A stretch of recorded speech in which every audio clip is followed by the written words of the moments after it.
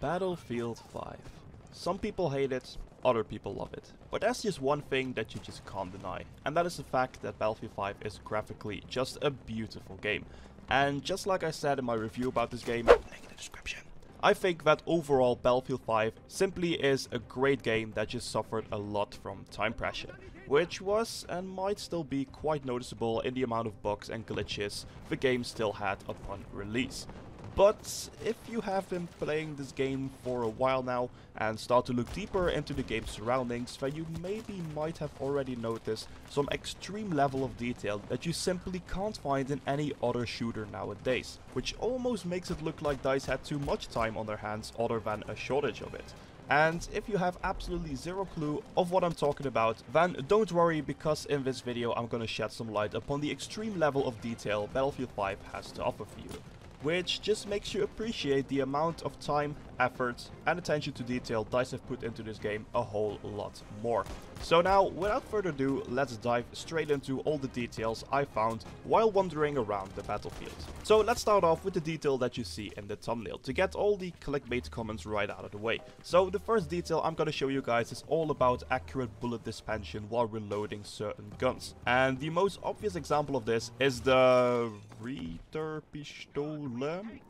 I hope I pronounced it right. I'm sorry, German viewers, I'm trying my best. But anyways, I think most of you guys know that the replay is loaded in quite an odd way, since unlike the real M1911 that the replay is based off, the replay has to be loaded from the top instead of the bottom. This also means that before you can push a new pack of 8 bullets into your pistol, you first have to eject the remaining bullets that are still in your pistol. And here is where the extreme detail sits, because the reload animation shows the exact amount of bullets ejected into your hand that you had also left in your gun before you started reloading. And I know it's kinda hard to see, so that's why I slow things down a little bit for you. So for example, I fire one shot, which means that there are 7 bullets left on my gun. I start to reload, and as you can see, there are 7 bullets coming out of the gun before my soldier puts in the next pack of 8 bullets from the top. And the same goes for 2 shots fired, 3 shots fired, 4 shots fired, etc. But the replay is not the only one that does this, since this is also the case with the revolver, as seen in this video's thumbnail.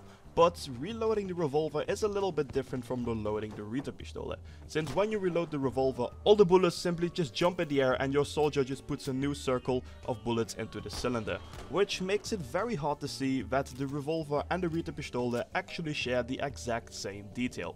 Because if you slow down the footage frame by frame, you can clearly see what bullets have been fired and what not. So just to give you a little demonstration, here you can see that I fire one shot with my revolver before reloading. And when I start to reload and I play the clip frame by frame, you can clearly see that there are 5 shells in the air with the projectile still in it, and 1 empty shell that has already fired its projectile. And the same goes for 2 shots, again 4 full, 2 empty shells, 3 shots, 4 shots, 5 shots, etc. So when a friend of mine pointed this out, I was actually pretty amazed that DICE actually think about small details like this. Oh wait, I actually forgot a gun that also shares the exact same feature as the replay and the revolver, which is the Gewehr M95 sniper rifle, since it also shows the correct amount of unfired shells into its stripper clip when you reload it. But other than that, the Gewehr M95 also has an extra very cool little detail to it, because I think that most of you who actually use this weapon at least once have noticed a weird clank-like sound when your soldier cycles the last bullet into the chamber.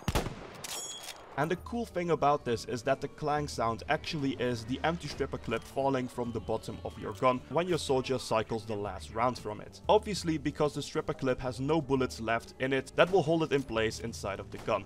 And this detail also shows itself in the Gewehr M95's reload animation, because as I showed you before, you can see the amount of bullets still left inside your stripper clip when you reload it and when your rifle is still reasonably full. But once you reload your Gewehr M95 after you've fired your second to last round, you will notice that there is no stripper clip coming out of your rifle anymore, because obviously it fell out onto the ground when you cycled that last round and heard that clang-like sound. And also, to step it up a little notch, I let my body sample name shoot its entire clip with the Gewehr M95 while I was watching very closely.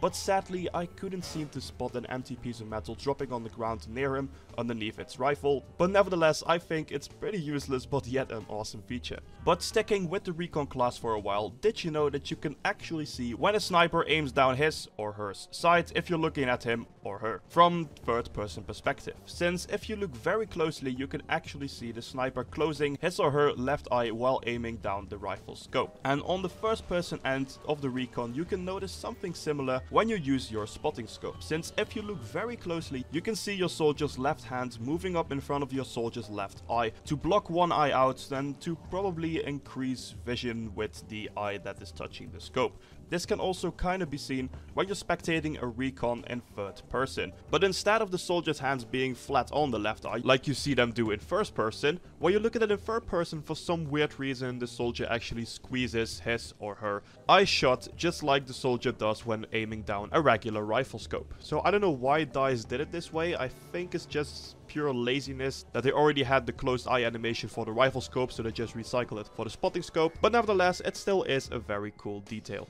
But enough about the Recon, let's move on with some environmental details as well, which is especially noticeable on snow maps, since I think the two snow maps Narvik and Viel are two very well designed and thought through maps, not particularly gameplay wise but more so surroundings wise, because did you know that you can actually blow a layer of snow from the rooftops of various houses, which result in kind of a mini avalanche. But I think that most of you guys already knew about this because of simply playing on these maps, since an avalanche crashing down a rooftop is pretty hard to miss, of course.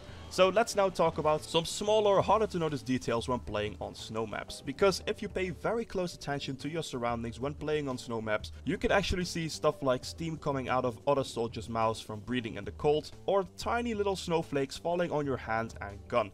Or the fact that footsteps in the snow never seem to disappear, even when you respawn and go back to that exact same location, which is not actually pretty cool as a detail, but can also actually come out quite handy when predicting enemy positions. But I'm actually starting to get quite cold talking about all those snowy maps, so now I think it's right about time to show you some very cool details on some of the hotter maps as well, like Aerodrome and especially Hamada. Because you may or may not have noted some weird kind of lighting effect when you scope in with a sniper on Hamada, for example. And no, this is not some kind of lighting bug, this is actually based on something that you'll also find in a real life desert, so called a heat haze. But what is a heat haze actually? Well, according to Wikipedia, a heat haze is a shimmering atmospheric disturbance caused by currents of warm air in between the observer and the object observed. Or in simple language, some hot air fucking around with the light that distorts your vision a little bit. But nevertheless, I think it's actually a pretty cool effect, which really adds up to the feeling that you're actually playing in a desert environment. And this effect can also be seen in a much stronger form when you simply look at the fire coming from an incendiary grenade, because of obviously much higher temperatures caused by the gasoline fire. But that is not the only cool detail incendiary grenades carry with them, because another cool detail I discovered with incendiary grenades is the fact that they can create burn spots in a hayfield, or even evaporate small puddles of water in muddy terrain. Also, while still talking about fire, did you know that your soldier can only catch fire when a flammable part of his or her gear, for example the clothing, comes into contact with the fire? This can clearly be seen when you're standing on top of those very small fires that you can find all along the map Panzerstorm, for example. Since as long as only your soldier's boots come in contact with the small fire, nothing will happen. But once your soldier starts crouching or going prone, the clothing will touch the fire and your soldier will start to burn. So sticking with soldiers for a bit, did you know that there are also lots of other small details hidden around your soldier? For example, when you carry on your gun and you get shot by an enemy but you don't die all the way, you'll actually start to see bloodstains appear on your gun. The same goes for when you prone dive into the mud. Then your gun will actually become substantially more muddy the more often you prone dive into the mud. And that is not even all, because if you then afterwards jump into the water with your muddy gun, it will come out completely clean and free of mud once you resurface again. But this only happens when you deliberately dive underwater with your gun, because in normal cases DICE also added a little detail that soldiers, once having to run through terrain with shallow water, that they will do everything to keep up the pace while running through the swampy terrain by lifting their legs a little bit higher, and that they will also do everything to take care of their guns, which means making sure that it doesn't get into contact with any water, which might result in possible malfunctioning. which is just a very nice touch to overall player movement. So sticking with the soldiers, let's move on to the squads, because there are also a lot of easy overlookable details in squad combat, with the first one being that the squad leader always carries a radio device on his or her back during combat. Why is that, you might ask? Well, this radio is used to call in your squad support streaks, since when you're holding B as a squad leader, you will most likely have noticed that your soldier pulls out some kind of phone horn to call in their support streaks. Well, the horn has to come from somewhere, right? And that is of course where that massive radio comes into play. So before this video is gonna end, I have one last little detail to show you guys, and that has everything to do with the two factions that are currently in the game, mainly considering the British faction.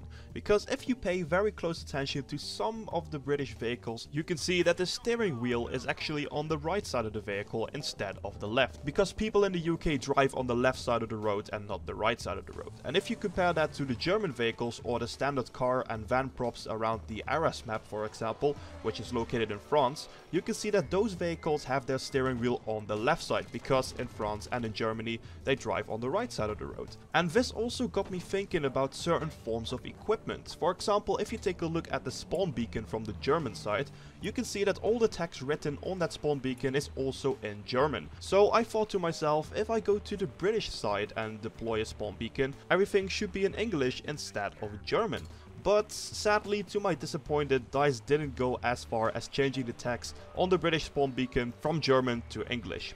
But nevertheless, the fact that the British vehicles actually have a steering wheel on the right side, and the fact that DICE actually thought about that, is personally already cool enough for me.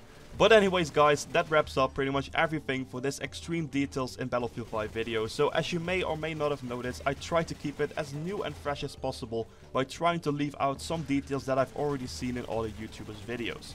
So I hope I was able to show you guys some new, more overlooked details in Battlefield 5 that you didn't know about before. So if that's the case, then please consider dropping a like on the video, that will be very much appreciated.